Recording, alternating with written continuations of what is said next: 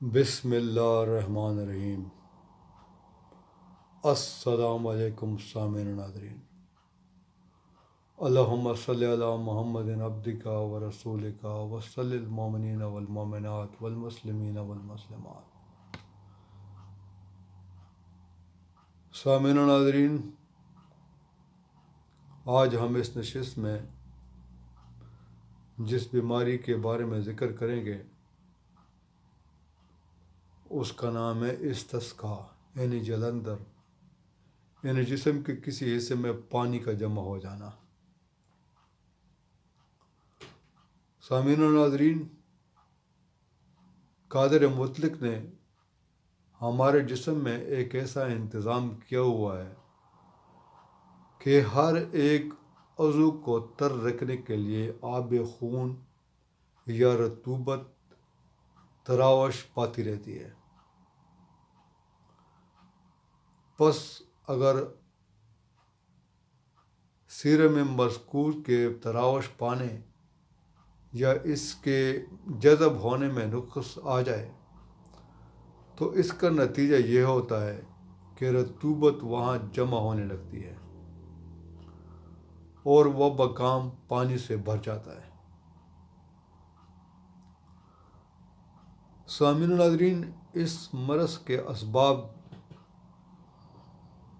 کچھ ایسے ہوتے ہیں کہ وریدوں میں کسی دباؤ یا صدع وغیرہ کے اٹکنے کی وجہ سے، دوران خون میں رکاوٹ ہو کر، یا دل کے کمزور ہونے کی وجہ سے دوران خون میں نقص ہو جایا کرتا ہے اور استسقاء کا مرض پیدا ہو جاتا ہے۔ عرق و مویہ یعنی خون کی نالیاں کے کمزور ہونے اور ڈھیلا ہونے کی وجہ سے بھی یہ مرض ہو جایا کرتا ہے۔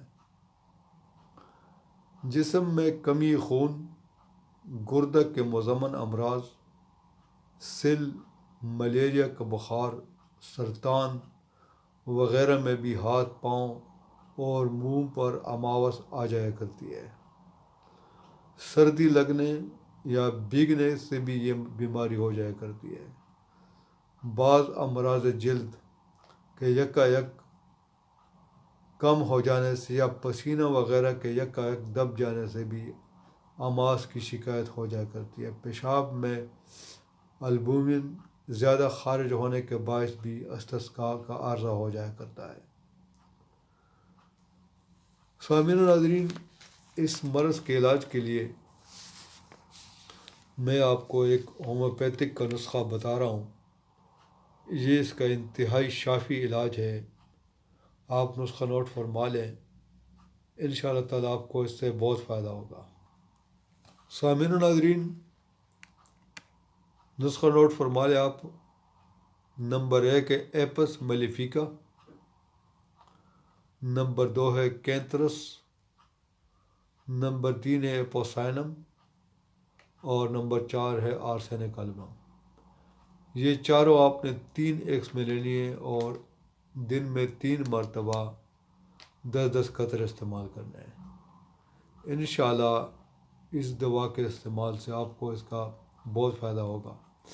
اس کے ساتھ ہی چند ضروری ہدایات ہیں اس مرض کے حوالے سے، وہ بھی آپ نوٹ فرما لیں۔ سامعین و ناظرین، اس مرض میں خشک اور کسی قدر گرم آب و ہوا زیادہ مفید ہوا کرتی ہے۔ اگر مقامی آب و ہوا اس مرض میں زیادتی کا باعث ہو تو مقام کی تبدیلی ضروری ہوا کرتی ہے۔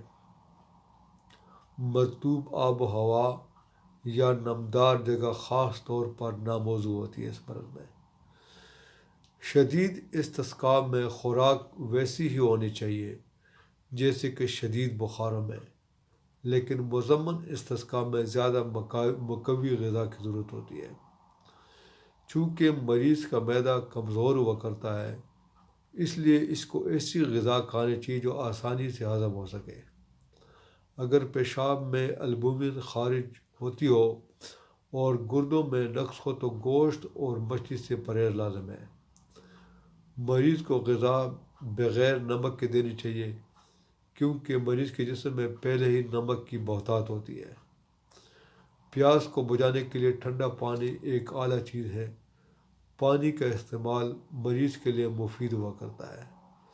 جو لوگ پانی کو نقصان دہ بتلاتے ہیں وہ یقیناً غلطی پر ہیں۔